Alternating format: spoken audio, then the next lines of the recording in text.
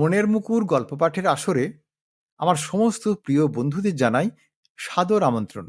মূল গল্পে যাওয়ার আগে আমি আপনাদের বলবো যে এই গল্পটি যদি আপনাদের ভালো লাগে তাহলে অবশ্যই একটি লাইক দেবেন ও গল্পটি শেয়ার করবেন। আর যদি চ্যানেলটি এখনো সাবস্ক্রাইব না করে থাকেন তাহলে সাবস্ক্রাইব করে দেবেন। এবার তাহলে মূল গল্পে আসা যাক। এক ধনী বৃদ্ধ, একা থাকা বাড়ি, চারদিকে পাহারা, ঘরে ঢোকার কোনো পথ নেই। তবু এক দুপুরে তাকে পাওয়া গেল নিজের খাটের উপর মৃত অবস্থায়। নার্স, চাকর কেউ কিচ্ছু দেখেনি। পুলিশের তো মাথায় হাত। শেষমেশ ডাক পড়ল দুই গোয়েন্দার, বিমল আর কুমারের। এটা কি স্বাভাবিক মৃত্যু, নাকি এমন এক খুন যার অস্ত্র চোখেই পড়ে না? চলুন তাহলে শুনে নেওয়া যাক আমাদের আজকের গল্প, হেমেন্দ্র কুমার রায়ের টান টান উত্তেজনায় ভরা গল্প, অগাধ জলের রুই কাতলা।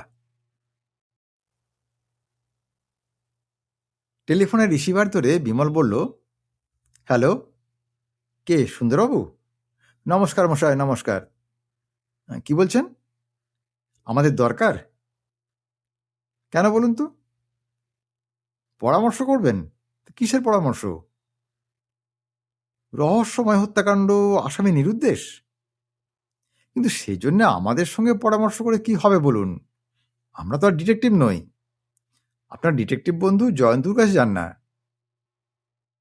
ও, তিনি অন্য একটা মামলা নিয়ে বাইরে গেছেন? আচ্ছা, আসতে ইচ্ছে করেন আসুন, কিন্তু আমরা বোধহয় আপনার কোনো কাজেই লাগবো না। কারণ গোয়েন্দাগিরিতে আমরা হচ্ছে নিতান্ত গোলা ব্যক্তি, কিছুই জানি না বললেও চলে। কি বলছেন? আমাদের উপরে আপনার গভীর বিশ্বাস? হ্যাঁ, ধন্যবাদ। এখানে এসে চা খাবেন? বেশ তো। গোটা দেখ এগ পোচ পেলে খুশি হবেন? ও, 4টে পোচ পেলে আপত্তি করবেন না? আচ্ছা আচ্ছা, ঠিক আছে ঠিক আছে। রিসিভারটি রেখে দিয়ে বিমল ফিরে বললে, বাঘা, রামরিকে ডেকান্ত।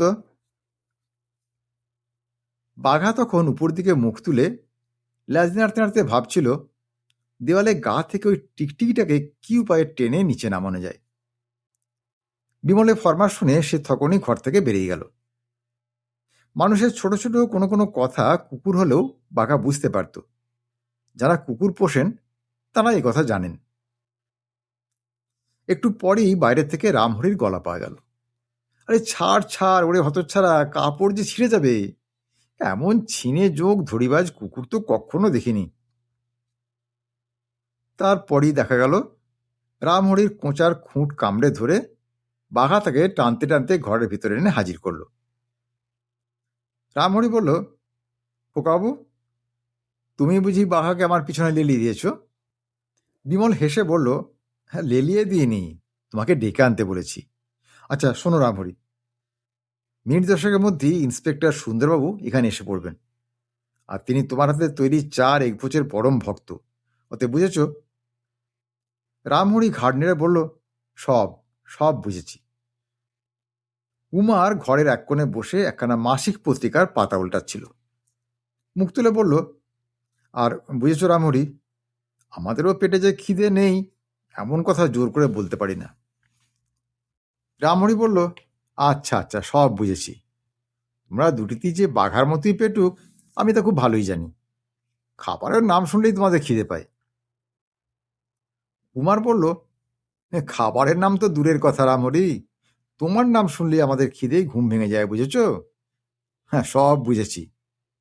আমার ভয় হয় কি জানো, এইভাবে কোনোদিন হয়তো আমাকেই গপ করে গিলে ফেলতে চাইবে। বলতে বলতে রামহরি বেরিয়ে গেল।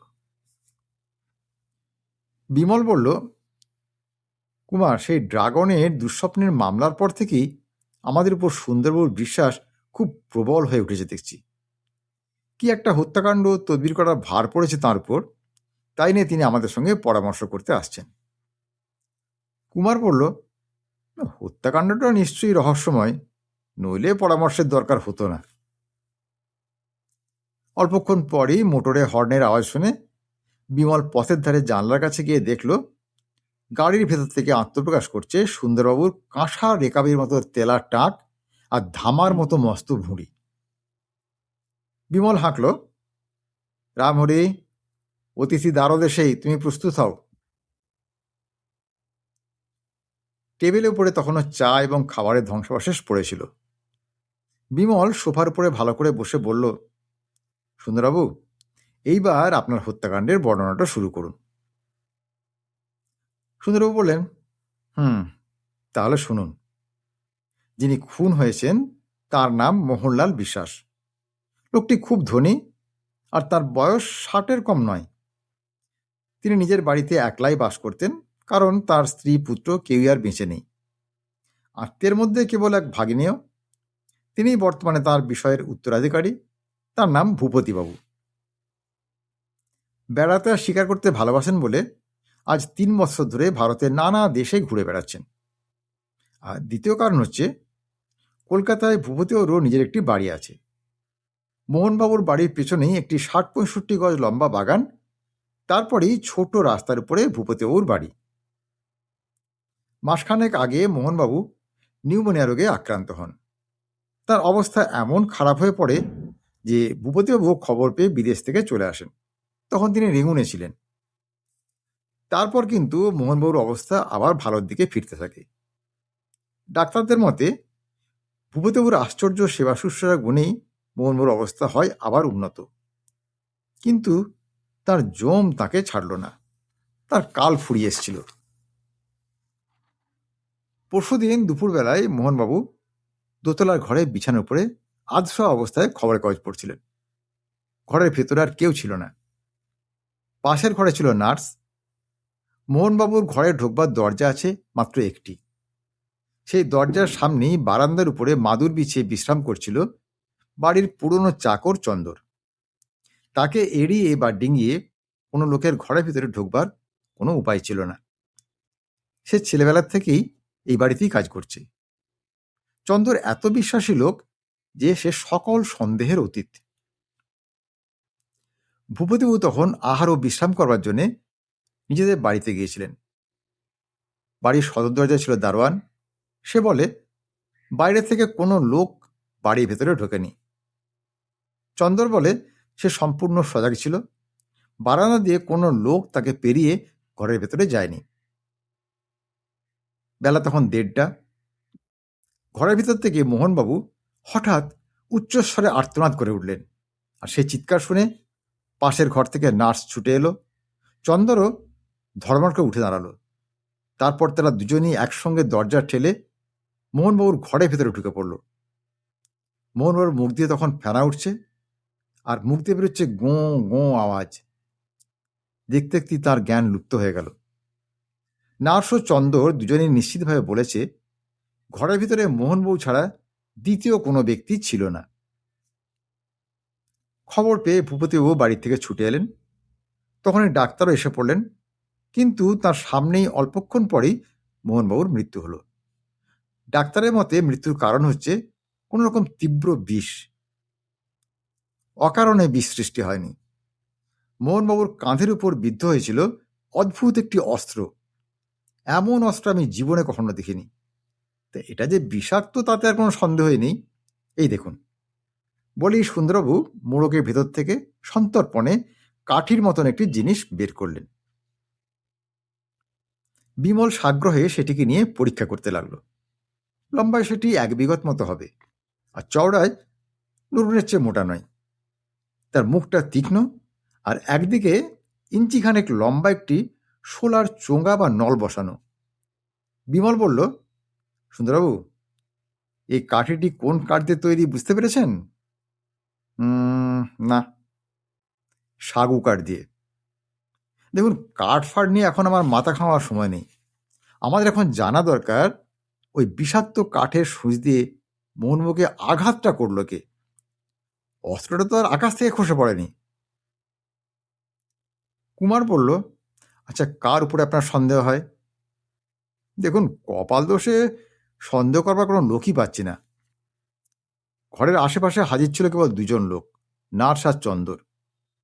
কিন্তু মোহনবাবুকে তারা খুন করবে কোন উদ্দেশ্যে? মোহনবাবুর ঘরের ভেতর থেকে টাকা বা কোনো দামি জিনিসও চুরি যায়নি। আর তার মৃত্যুতে তাদের কোনো লাভই নেই, বরং লোকসান আছে। মোহনবাবুর মৃত্যুর জন্য লাভ হবে খালি ভূপতিবাবুর, কারণ তিনিই তাঁর 20 লাখ টাকা দামের সম্পত্তির মালিক হবেন। কিন্তু তার উপরেও সন্দেহ করবার তো উপায় নেই, কারণ প্রথমত ঘটনার সময় তিনি যে নিজের বাড়িতে ছিলেন এর প্রমাণ আমি পেয়েছি। দ্বিতীয়ত দারোয়ানের চোখ এড়িয়ে এ বাড়িতে আর চন্দরের চোখ এড়িয়ে মোহনবাবুর ঘরে ঢোকা তার পক্ষে অসম্ভব। তৃতীয়ত তিনি যদি মোহনবাবুর মৃত্যুই চাইতেন তবে সেবা শুশ্রূষা করে তাকে নিউমোনিয়া কবল থেকে উদ্ধার করতেন না। চতুর্থত মোহনবাবুর মৃত্যুতে তিনি এমন কাতর হয়ে পড়েছেন যে তার বলা যায় না। ভালো কথা। একটা কথা আপনাকে এখনো বলা হয়নি। ভূপতিবাবু অঙ্গীকার করেছেন যে মোহনবাবুর হত্যাকারীকে যে ধরে দিতে পারবে তাকে তিনি 20,000 টাকা পুরস্কার দেবেন। বিমল বলল, বলেন কি, 20,000 টাকা? হ্যাঁ, সেই জন্যই তো মামলাটা নিয়ে এত বেশি মাথা ঘামাচ্ছি। কিন্তু হাই কপাল, ব্যাপার যা দেখছি হত্যাকারীর নাগাল পাওয়া একরকম অসম্ভব বললেও চলে। আর কপালটাই বড় মন্দ। বিমল খানিকক্ষণ বসে রইল চুপচাপ। তার দৃষ্টি নিবদ্ধ ওই সাগু কাঠের কাঠিটির দিকে। তারপর সে বলল, 20,000 টাকা পুরস্কার, এ লোভ সামলানো বড়ই শক্ত। আচ্ছা সুন্দরবাবু, এ বিষয় নিয়ে আমি ভূপতিবাবুর সঙ্গে কথাবার্তা বলতে চাই। সুন্দরবাবু বললেন, বেশ তো, এক্ষুনি আমার সঙ্গে চলুন না। ভূপতিবাবুর বাড়িখানি বড় নয়, কিন্তু দিব্যি সাজানো গোছানো। তিনি বৈঠকখানাতেই বসেছিলেন। সুন্দরবাবু তার সঙ্গে বিমল ও কুমারের পরিচয় করিয়ে দিলেন। ভূপতিবাবুর বয়স 35-এর বেশি হবে না। চেহারা লম্বা চড়া, রং ফর্সা, মুখশ্রী সুন্দর। বিমল হাসি মুখে বলল, আপনার 20,000 টাকার গন্ধ পেয়ে আমরা ঊর্ধ্বশ্বাসে ছুটে এসেছি, বুঝলেন? ভূপতিবাবু বললেন, হ্যাঁ, হত্যাকারীকে কেউ ধরতে পারলেই ওই টাকা আমি তাকে উপহার দেব। এর মধ্যে আমি 20,000 টাকার একখানি চেক আমার অ্যাটর্নির কাছে জমা রেখেছি। বিমল নীরবে কৌতূহলী চোখে ঘরের সাজসজ্জা লক্ষ্য করতে লাগল। এই ঘরের ভেতরে এলি বোঝা যায় এই মালিক খুব শিকারভক্ত লোক। মেঝের উপরে বাঘ ভাল্লুকের ছালপাতা এবং দেয়ালে গায়ে টাঙানো রয়েছে বুনো মোষ আর হরিণের মাথা বা শিং এবং হরেক রকম ধনুক, তরবারি, বর্ষা প্রভৃতি অস্ত্র। বিমল বলল, আপনি কি শিকার করতে খুব ভালোবাসেন? ভূপতি বললেন, খুব খুব বেশি ভালোবাসি। শিকারের লোভে আমি কোথায় না গিয়েছি। Africa, Sumatra, Java, Borneo, Ceylon, Burma, কিছুই আর বাকি নেই। ওই যেসব অস্ত্র দেখছেন ওগুলো আমি নানান দেশ থেকে সংগ্রহ করে এনেছি। সুন্দরবাবু বললেন, আমিও শিকার করতে খুবই ভালোবাসি। তবে আপনি করেন জন্তু শিকার আর আমি করি মানুষ শিকার। বিমল বলল, আচ্ছা মোহনবাবুর বাড়িটা এখান থেকে কোন দিকে? সুন্দরবাবু বললেন, ওই তো উত্তর দিকে, জানলা দিকে বাইরে একটু তাকিয়ে দেখুন না, ওই যে বাগানের ওপারে ওই লাল বাড়িখানা, ওইটাই। দোতলার ডান পাশে সব শেষে যে ঘরখানা দেখছেন ওই ঘরেই হতভাগ্য মোহনবাবুর মৃত্যু হয়েছে। মাঝখানের জানলার দিকে চেয়ে দেখুন, যে খাটে তিনি শুতেন তারও খানিকটা অংশ এখান থেকে আপনি দেখতে পাবেন। ভূপতিবাবু খুব দুঃখিত স্বরে বললেন, ও ঘরের দিকে তাকালে আমার বুকটা হুহু করে ওঠে, বুঝলেন? বিমল সহানুভূতির স্বরে বলল, এটা তো খুবই স্বাভাবিক ভূপতিবাবু। আপনি কি বাগান পেরিয়ে ওই বাড়িতেই যেতেন? না না, ওর ভেতর দিয়ে যাবার তো কোনো উপায় নেই। একে তো চারদিকে উঁচু পাঁচিল, আর তার উপর ওটা হচ্ছে পরের বাগান, আর বাগানে ওপার থেকে ও বাড়িতে ঢুকবার কোনো দরজাও নেই। সুন্দরবাবু বিমলের দিকে ফিরে বললেন, আচ্ছা এখানে এসে আপনি তো 20,000 টাকার খবরটা পাকা পেলেন, এখন চলুন, আমার হাতে অনেক কাজ আছে। বিমল বলল, হ্যাঁ হ্যাঁ, যাচ্ছি। এই ভূতুয়ার এই ঘরখানা আমার ভারী ভালো লাগছে। বলতে বলতে চারদিকে তাকাতে কয়েক পা এগিয়ে গিয়ে এক জায়গায় দাঁড়িয়ে পড়ে জিজ্ঞাসা করল, আচ্ছা এই বর্ষাটা কোন দেশের ভূপতিবাবু? ওটা তো বোর্নিওর। বিমল হাত বাড়িয়ে বর্ষাটা নামাতে গেল, কিন্তু ভূপতিবাবু শশব্যস্ত হয়ে বলে উঠলেন, করেন কি, ওর ফলায় বিষ আছে। বিমল ততক্ষণে বর্ষাটা নামিয়ে নিয়েছে। সে খুব শান্ত হয়ে বলল, ভয় নেই, আমি খুব সাবধানে এটা নাড়াচাড়া করব। কিন্তু এর ফলায় কি বিষ আছে? উপগাছের বিষ?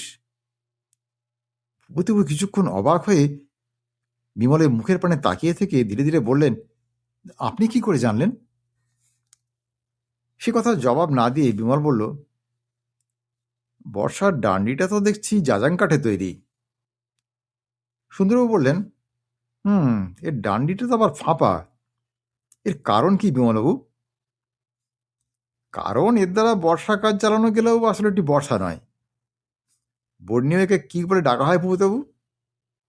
সেটা আমার মনে নেই, কিন্তু আমার মনে আছে, এর নাম হচ্ছে সুম্পিটান।